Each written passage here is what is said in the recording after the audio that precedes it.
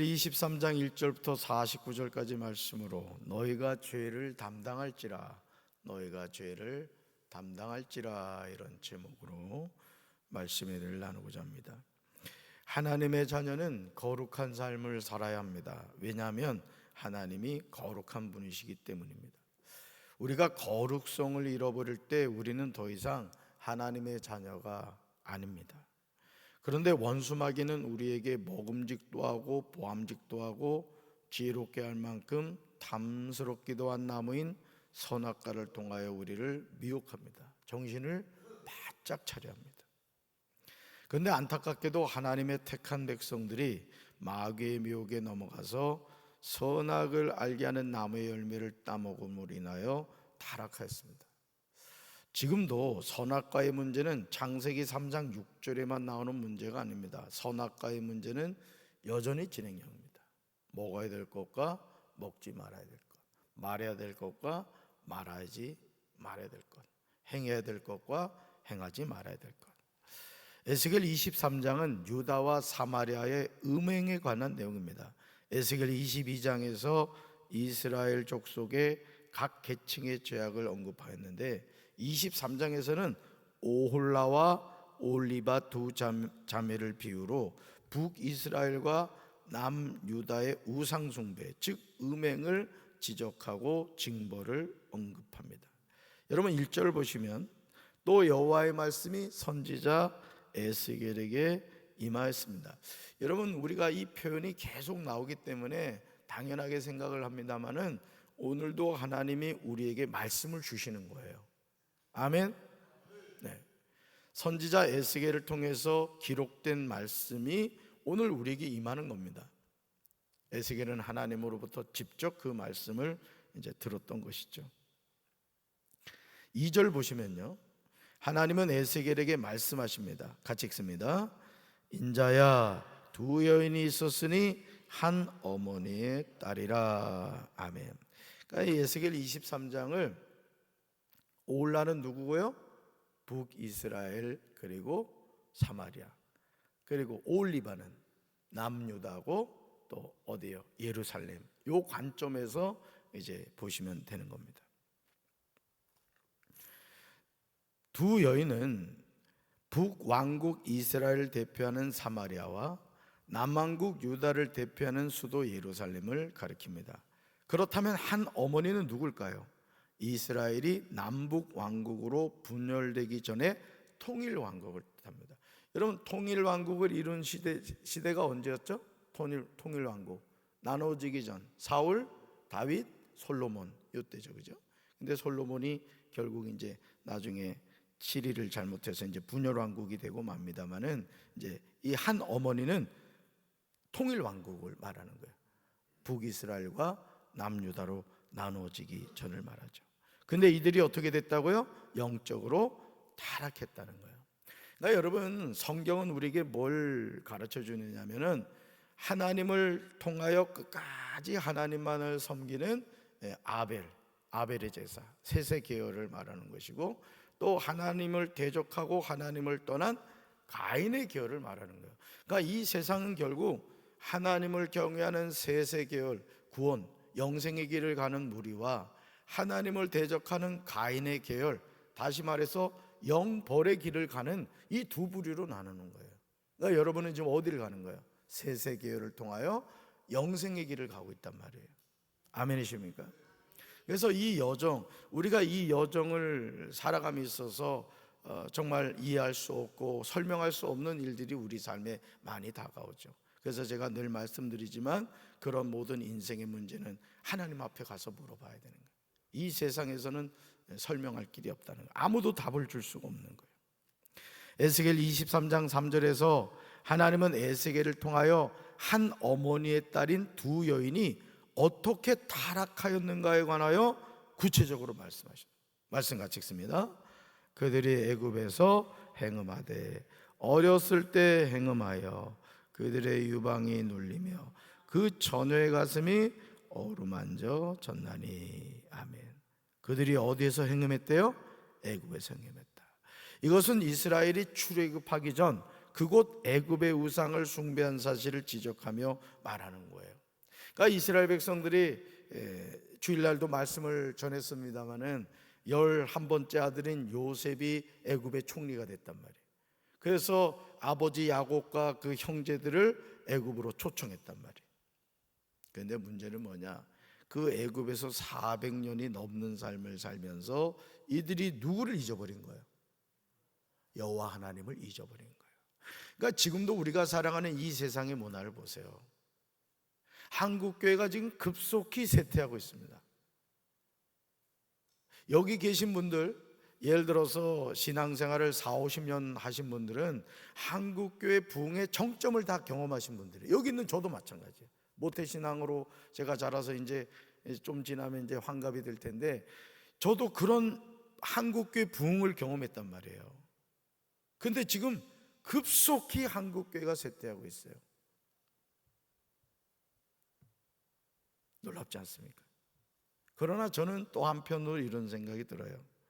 알곡과 가라지의 구별됨이라는 거죠.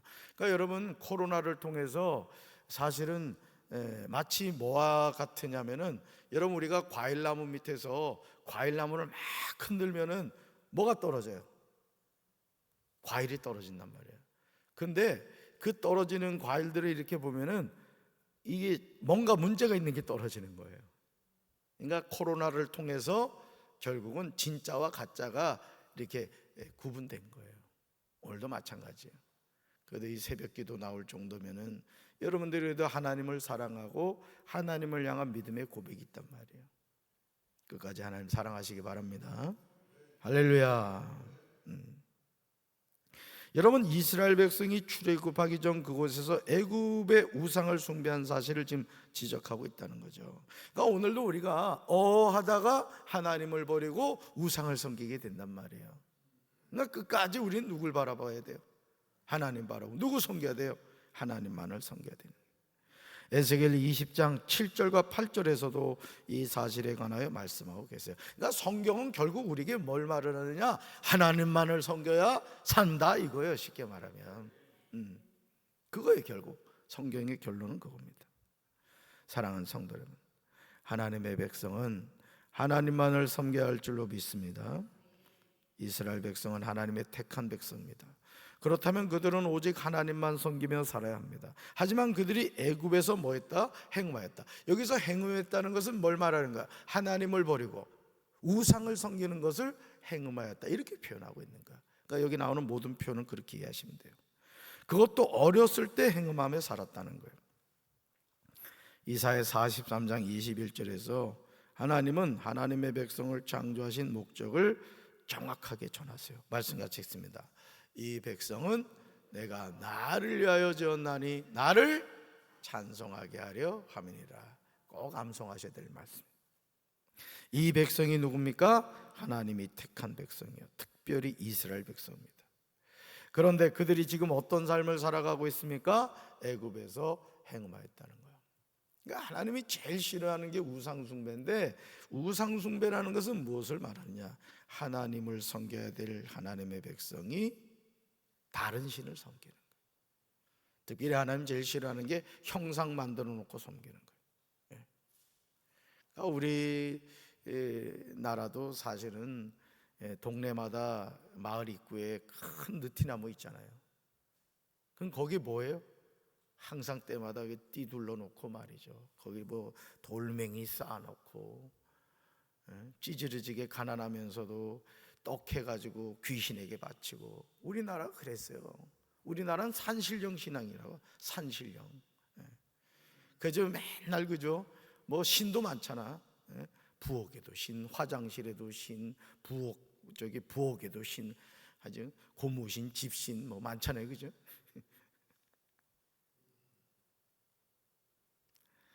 여러분, 하나님을 버리고 애굽의 우상을 섬기면서 살았어요. 이게 뭐라고요? 영적인 간음이다.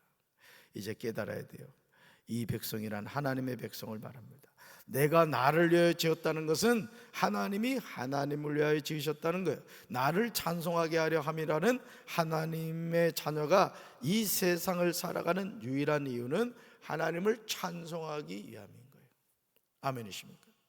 그래서 우리는 괴로워도 기뻐도 고통스러워도 즐거워도 항상 하나님을 찬양하며 사랑하는 거예요. 예. 그래서 저희 어머니도 아버지가 이렇게 좀 속썩이고 힘들게 할 때 지금도 기억이 나요. 예. 어머니가 찬송을 불렀던 게 내 주여 뜻대로 행하시옵소서. 예. 거기 보면 주님도 때로는 울기도 하셨네. 그거 부르면서 진짜 우시더라고. 예. 이 남자들이 잘해야 돼요. 이 남자들 아무도 아멘 안 하네. 아내 속삭이면 안 된다고. 여기 있는 재진이부터. 나를 찬송하게 하려 함이라는 것은 뭐냐? 우리가 이 세상을 살아가는 유일한 이유가 하나님을 찬송하며 사는 것이다. 그러나 안타깝게도 오늘 하나님의 백성이 하나님만을 섬기는 것이 아니라 우상을 섬기면서 살아갑니다. 자신이 우상을 섬기고 있다는 사실도 모르고 살아가요.